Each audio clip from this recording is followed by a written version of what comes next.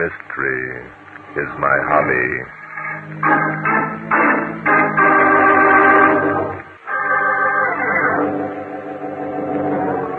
There had been a murder in the small country town of Mendon. According to the newspaper accounts, the man who was at first believed to be guilty of the crime was allowed to go free, but no satisfactory reason was given. I reread the published stories and learned that on the evening of February 26th, a farmer named Walt Centrell was late for his supper. That you, Walt? Yep, it's me. Well, set the milk down in the shed and come into your supper. It's been on the table more than an hour. Walt? All right, I'm a-coming. Can't give a man time to wash his hands. Wash his hands. Land sakes, he's had time to take a whole bath, let alone wash his hands. The way you nag, Marthy's enough to set a man's nerves on edge. The way I nag. Well, my senses, Walt Santrell.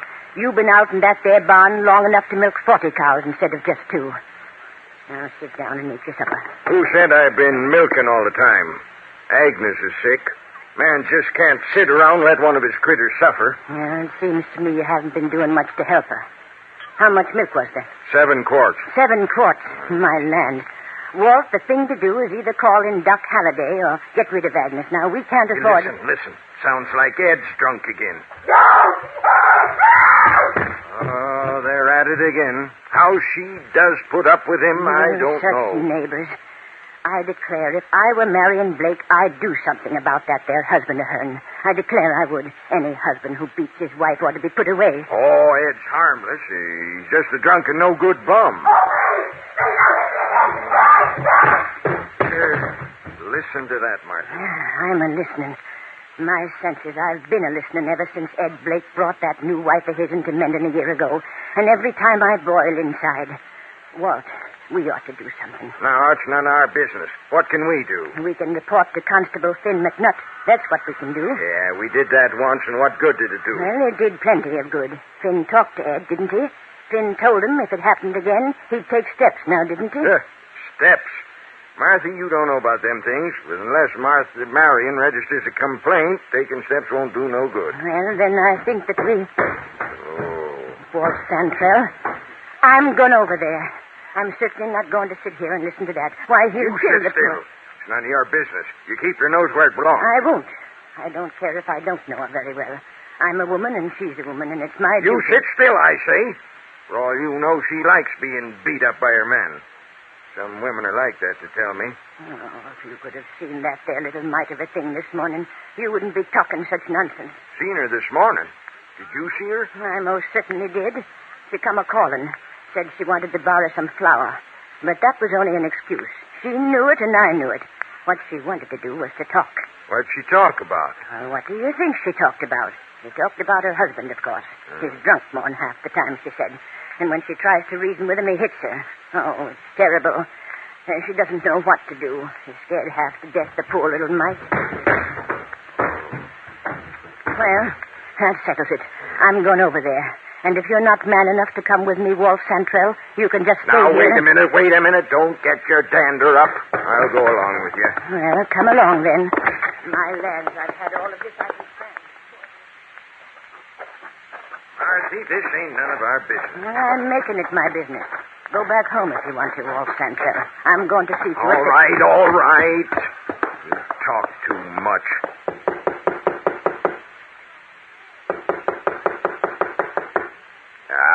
They're not here. Now, the best thing we can do is go along home and forget the whole business. Not me. I started this thing, and I'm going through with it. See? The door's open.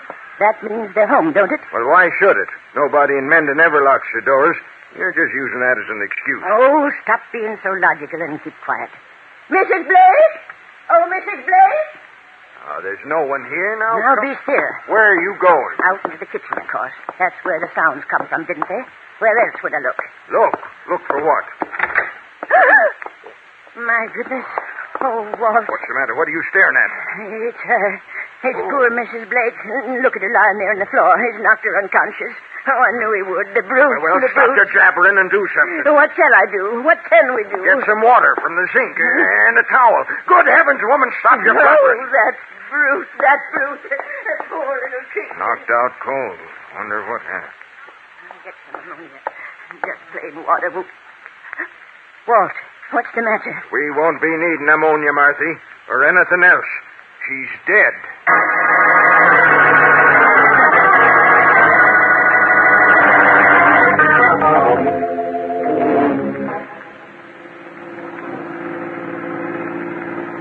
Bart, tell me just one thing. Are we up here to investigate a murder, or are we just out for the ride? Well, let's say we're riding out to investigate a murder, Inspector. Now, that's what I call a smart comeback. Yes, sir. That's a dilly. Ha, ha, ha. Inspector, there used to be a day when you had a sense of humor. What happened to it? I've still got it. Just say something funny. All right. Have you heard the story about the man who at Christmas time asked his neighbor what he was going to get for his wife? No. No? Well, the neighbor replied, I don't know. I haven't had any offers. Here we are, Inspector. Not a very imposing-looking jail, is it? Haven't had any offers. Now, let me see. How old was I the first time I heard that one? Come on, you old sourpuss. Don't pretend you've heard it before. Let's go in and have a talk with this Constable Finn McNutt. Haven't had any offers yet. Okay, Inspector, you win. However, Hey! Oh, there's someone at the end of the porch. Let's go over, Inspector. It's probably Constable McNutt. That guy must be 90. Don't tell me he's the constable of this town. You fellas looking for someone? Yes. Are you Constable Finn McNutt? Huh? I can't hear you. I'm deaf as a haddock. Oh. I said we're looking for Constable Finn McNutt. Ain't here. Do you know when he'll be back? Who? McNutt. What do you want to see him for?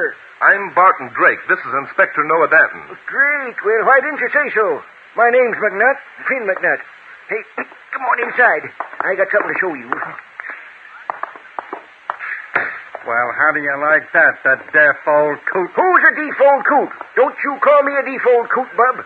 What? Well, I ain't old and I ain't deaf. That's what I want to be.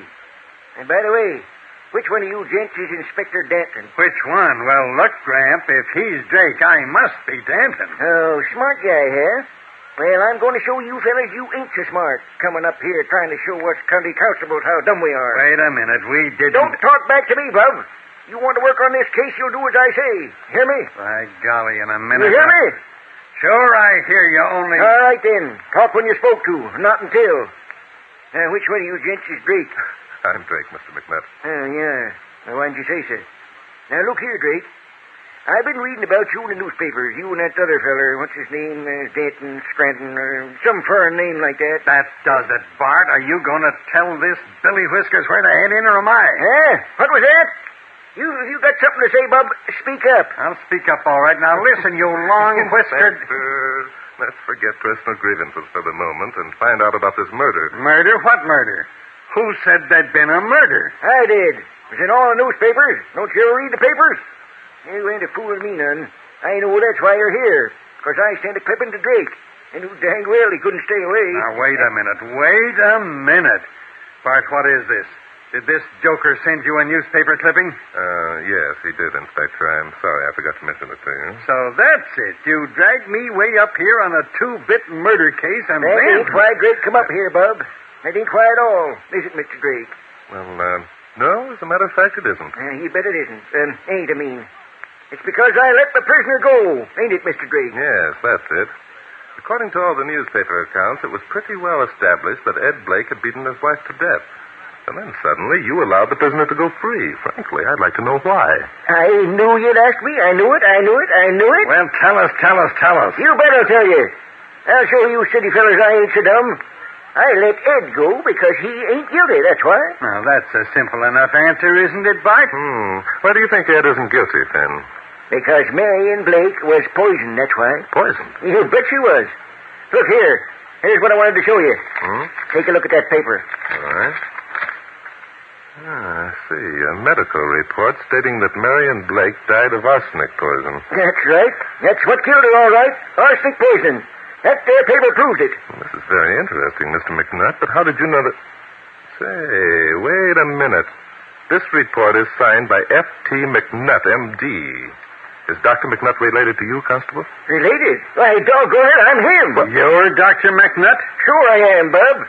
I've been a doctor for 62 years. There's my certificate right there on the wall. Don't you ever have much truck with it, though. My hand's too shaky lately. Folks don't have confidence in the sawbones with a shaky hand.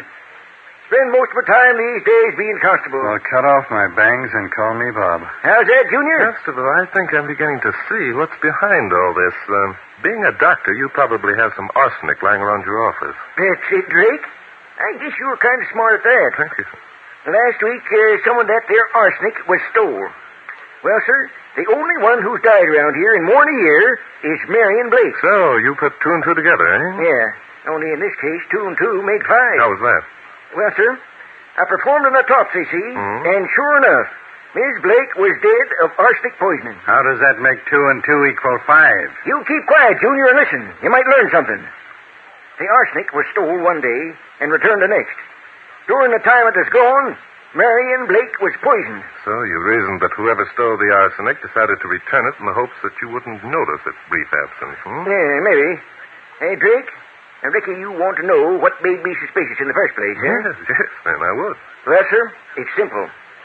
Ed Blake wasn't in no condition to beat his wife to death, that's why. Why wasn't he? Because he was skunk drunk, that's why. Because he wasn't to home when them Chantrell said they heard him beating her, that's why. He wasn't at home. Are you sure? You're dang tootin' I'm sure.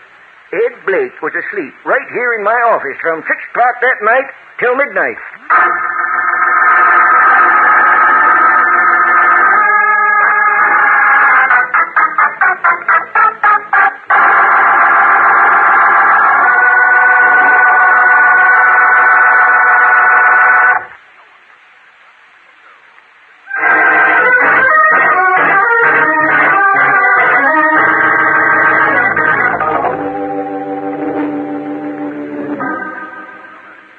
That's it, Drake.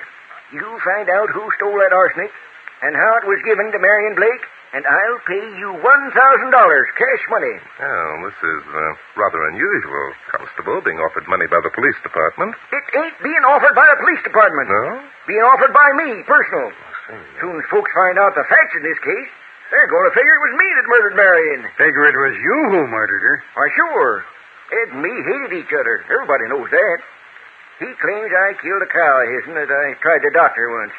Said the critter was a purebred, and I owed him $2,000. So last week he got drunk and came over to your office and tried to collect it, Is that right, Constable? That's it. We had some words, and the folks gathered around outside to ups and arrest Ed for disturbing the peace. And how about it, Drake? You want that $1,000 or don't you? I'll take the case, Constable, but not because I think you intend paying me $1,000. Frankly, my only purpose will be to satisfy my own curiosity as to why you've gone to all this trouble to tell us such a deliberate lie.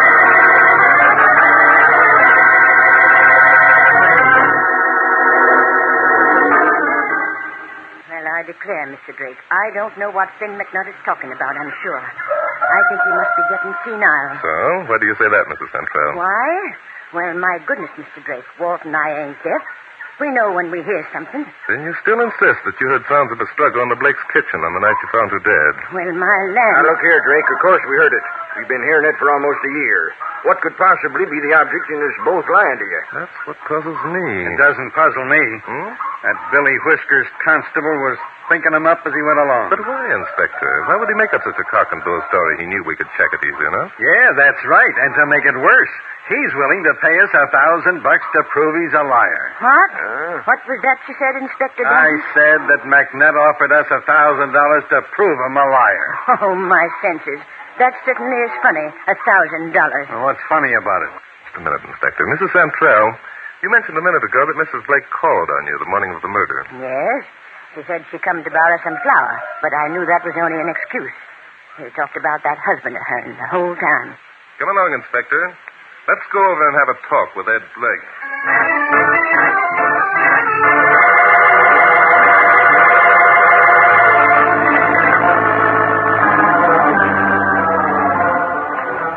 That must be Ed Blake splitting wood out in his backyard. Oh, yes. Let's go over.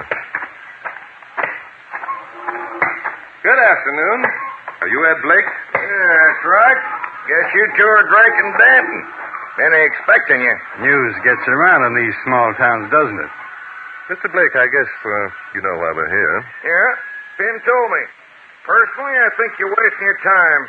Marion committed suicide. Finn thinks otherwise. As long as he does, I'm willing to help out by answering your questions. What makes you say your wife committed suicide, Mr. Blake? That's a personal matter, and it's none of your business. Thought you were going to answer our question. Never mind, Inspector. I think I know the answer. Blake, if your wife had committed suicide, there'd be a box or some sort of container lying nearby which held the arsenic she used. Did you find any such container? I don't know. The arsenic was stolen from Finn McNutt's office, and later the unused portion was returned there. Finn says you were asleep in his office from 6 o'clock until midnight. Did Finn say that? Didn't we just tell you he said it? I don't know whether you fellers are trying to trick me or not. I don't know if it makes any difference. Finn probably thought he'd help me by lying. Poor old guy. You mean you weren't in the office all the time? No. Around 7, I got up and went out to look for another bottle. Where'd you look? Not out here, if that's what you're thinking. I didn't come near this house all that day or evening. Oh, just a minute. We've got 2 witnesses who'll swear they heard you and your wife fighting. Who are they? Walt and Martha Santrell? They're always hearing things. Their testimony in court will carry a lot of weight, Blake. No more than my witnesses. I got witnesses who'll testify I wasn't anywhere near this house at the time the Santrell said they heard me beating up my wife. Who are they? I'll produce them when the time You'll comes. produce them now unless you want to be arrested for the murder of your wife. That's so? Who's going to arrest me? I am. Not without Finn McNutt's permission. Finn's got charge of this case, and it just happens he knows I didn't murder nobody. You're pretty sure of yourself, aren't you? Sure I am. Here comes Finn now. You can ask him if he wants you to arrest me. I'm going to ask him plenty of things. I wouldn't, Inspector. I think we're going to find that Mr. McNutt is a lot smarter than we gave him credit. Hello there. Hello, Mr. McNutt. How are you? Howdy, Drake. Hello, Ed. Hiya, Finn. Who's that there, feller? Now, don't give us that routine again, Longbeard. You know darn well who I am. Well, dang my eyes if it ain't old Gumshoe Scranton. Well, Drake, you got everything fixed up? Yes, I think so, Finn. Know who done it, huh? Beyond a shadow of a doubt, Finn. I figured you would. I'm sorry I had to pull a couple of fast ones to help things along. I guess you and me understand each other, though, don't we? We're beginning to, I'm sure. You betcha. Well, let's get over to the Santrells and let them know how smart I am.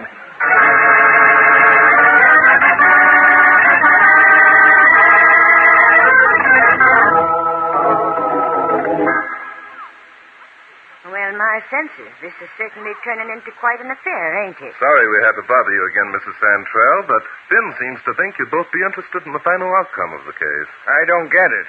What's the idea, Finn? Oh, let Drake tell you. Me, I'm just an old hick cop that don't know nothing. You can say that again, Gramp. All right, I will. I don't know nothing. Now, Drake, you tell him, boy. All right, I'll do my best, Finn. Look, Blake, do you still insist that you weren't at your house between 6 o'clock and midnight on the night of the murder? Sure I do. And if the Santrells say any different, they're crazy. Why, the idea, the very idea. You were there, Ed Blake. We heard you. Yeah. Why, we could have heard you if you'd been a mile away. No, wait a minute. Are you sure you heard Blake, Mrs. Santrell? Or did you just hear Mrs. Blake? Just hear Marion? Hmm? I don't know what you mean. Sure we heard Ed. We both heard him. Wait a minute now, Walt. Wait a minute. I think Mr. Drake's got something there. Now, just let me think a minute. What do you mean, got something? We heard him, I tell you. No, we didn't. Hmm. I remember now. No, sir, we didn't. All we heard was Marion begging Ed not to hit her, and then we heard some furniture being knocked over. Well, I declare. I don't blame you for being surprised, Mrs. Santrell. It'd be only natural for you to assume that Ed Blake was beating his wife when she kept screaming and begging him not to. Blake, tell me, did you ever strike your wife at all? Yeah. Once. So? The time I found out she was seeing Walt Santrell's secret. What was that, Ed Blake? Your husband was not only carrying on a romance with Marion Blake behind your back, Mrs. Santrell, but he had ample time to administer the poison to her while he was supposed to be out caring for a sick cow. That's a lie. I didn't give her the poison. Why should I? I was in love with her. Oh, Walt. It was Ed who gave her the poison. It must have been. How could it have been? He was asleep in the constable's office all the time. No, he wasn't. Marthy went down to get Finn after we discovered Marion's body, and there wasn't anyone in Finn's office. Was there, Marthy? Was there? No. There wasn't anyone there. I got to stick by you, Walt, even though... So there wasn't anyone there, eh? Not even Gramp here. That's right, Junior. I'm in it, too. It could have been me. Could have. Had plenty of chance.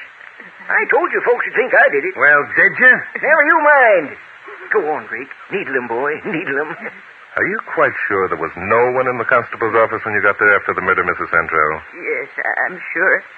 I'll testify in court if necessary, if it'll prove Walt innocent. I see. Then if no one were there, you had an opportunity to return the partly used box of arsenic, didn't you? What did you say? What was that? You wondered how you were going to get it back, didn't you, Mrs. Santrell? You certainly didn't want such incriminating evidence found in your possession, and you were afraid that Finn might notice the box was missing if you kept it too long.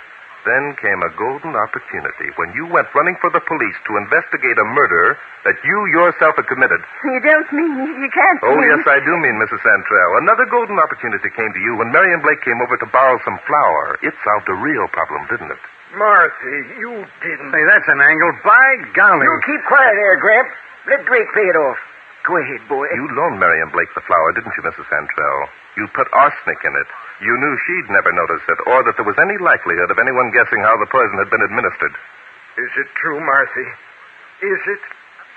Yes, it's true, Walt. I put the arsenic in the flour. I knew she'd make biscuits. I knew Ed was drunk and wouldn't be home. I knew about you and Marion. I thought you'd be over there eating supper with her. You have before. I watched you. I wanted you both to die. I wanted you both to die. And then I wanted to die myself.